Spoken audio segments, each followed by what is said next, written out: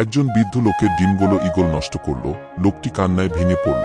একটি মুরগির বাচ্চা গাছের ডাল থেকে সেটা দেখে কষ্ট পেয়ে বৃদ্ধ লোকটিকে কাছে এসে বলল, চিন্তা করো না, আমি তোমাকে ডিম এনে দিব। তারপর হাঁটতে হাঁটতে বাচ্চাটি তার মায়ের কাছে গিয়ে ঘটনাটি বলল এবং তার মাকে কিছু ডিম বৃদ্ধকে উপহার হিসেবে দিতে বলল এবং তার মা বাচ্চাটিকে দিল। বাচ্চাটি নাচতে নাচতে ডিমগুলো এনে বৃদ্ধ লোকটিকে দিল। ডিমগুলো নিয়ে বৃদ্ধ লোকটি খুশি মনে বাজারে গেল।